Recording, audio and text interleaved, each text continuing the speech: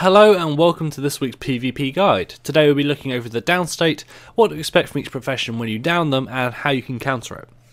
So quickly I'll go over what the down state is and what's the same for every profession. When your HP pool is empty, you're going to enter the down state. Here you're going to have a new health pool and 4 skills, but you're also unable to move. The 4 skills usually consist of a basic attack, an interrupt, a profession specific skill, and bandage. Bandage is the only skill that's the same for every single profession. It's interrupted by taking any kind of damage at all, but it's basically a slow heal so you can recover yourself if you're not being attacked. It's unaffected by healing power and instead scales with your maximum HP. So if you take the same time to recover if you've got low HP as if you've got a massive HP pool. The amount of heals you will increase the longer it's being channeled for uninterrupted. When your HP pool is full, you're going to rally. Now, finishing and reviving is a very in-depth topic, and we covered it previously in 2 episodes, so check those out. I've linked them in the description below. First up, the warrior. Their first skill is throw rock, which is just a standard direct damage attack on a single target. The second skill, hammer toss, is an interrupt that has a 10-second cooldown and will knock down whoever it hits. Hammer toss is a pretty easy one to counter. Stability works fine. You can also use a smoke field to blind the warrior so they miss all of their attacks. You can also have 2 players go for the finisher at the same time, as hammer toss will only affect one of them. Or you can stand behind a pet and they can take the knockdown for you. Their third skill is vengeance. This skill is not available when you first enter the down state and it comes up about 7 seconds into it. They're going to rally for 15 seconds, in which time if they finish another player they have a small chance to rally properly. If traded, this can be a 100% chance. However, if they don't manage to kill anyone in that time, they will instantly be defeated. Vengeance is a pretty powerful downstate skill in 1v1s. The main way to counter it is to simply finish the player before they're able to get it off. You normally get about 2 chances to actually finish them off. If you'll get interrupted the first time, you should have enough time to get a second finisher off before they can rally properly. However, it's only about half a second in that, so if you are taking a little bit of time to get over to them, for example if you put them down from range or something like that, or you got knocked down or something by someone else on the way there, they might have a chance to vengeance. So if they do rally, they can be defeated in the usual fashion, or they can be simply kited until vengeance ends. Elemental's first skill is Discharge Lightning, a direct damage attack, and their second skill is Vapor Form. This interrupt is one of the strongest. It turns them into a mobile, invulnerable wisp for 3 seconds. In this time they can't be finished or revived. It's a really tough one to counter, but if you can manage to keep on top of them while they're running away, there's no other way for them to stop you finishing them once it ends.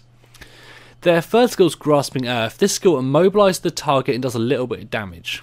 The Elementalist can use this skill to stop you closing a gap on them. So if they use Vapor Form to flee and then Grasping Earth to hold you at range, this is where you need to stay on top of them when they're in Vapor Form and not let them get any distance on you. The Engineer's first skill inflicts a random condition on their target, while the second one is a pull. This works as an interrupt, but it's not one of the strongest, as it leaves the Engineer in a fairly bad position once it's been used. Their third skill, Booby Trap, sets off an AoE knockback. This isn't available when they first go into the down state, however, but if they've been down for a little while, do be aware that they do have this AoE that wouldn't interrupt anyone trying to finish them off. Guardian's one skill is another direct damage attack, and their second skill, Wave of Light, is an AoE that pushes back nearby foes. This is a pretty tough one to counter, and why it's not worth committing multiple players to finishing a Guardian, as the knockback will affect them all. You can, however, use stability to avoid it. Their third skill, Symbol of Judgment. This skill heals allies and damages foes. The Guardian can use this to give himself a lot of healing, making it easier for him to rally. This will also affect down players. Alone, it shouldn't be enough to actually heal the Guardian completely. However, with bandage or a revive, it can really speed it up. The one skill of the Ranger applies a bleed to the target and does a small amount of damage, while their second skill, Thunderclap, damages the target and dazes foes around them. This skill basically works as an AoE interrupt when more than one player is trying to finish the Ranger. Again, stability will avoid this, and I believe blindness works as well. This is another profession it's not worth committing multiple people to go for a finisher on.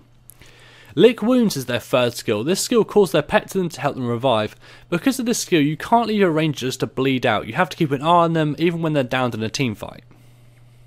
Thieves are notoriously tough to defeat in the down state. They were a lot tougher in the past, but they've sort of been toned back a little bit, but they are still pretty hard to bring down.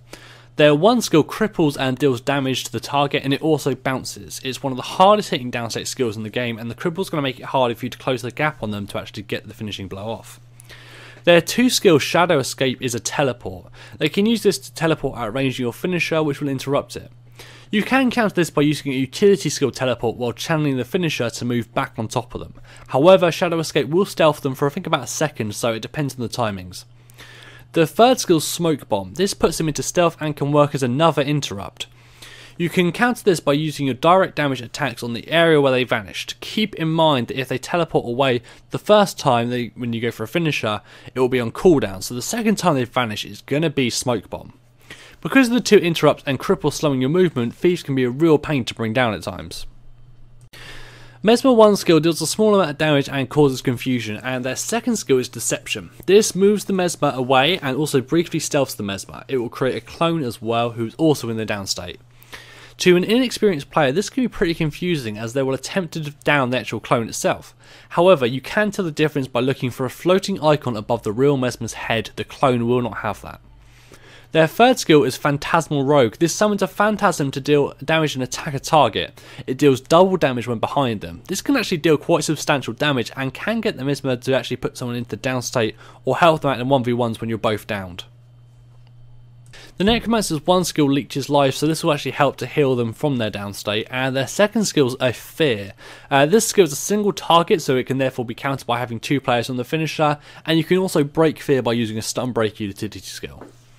Their final skill, Fetid Ground, will cause an AoE field on the ground which poisons foes, so it will poison you while you're trying to finish them off. So as you can see, most professions interrupts can be dealt with in a few different ways, stability and blind fields being some of the most effective.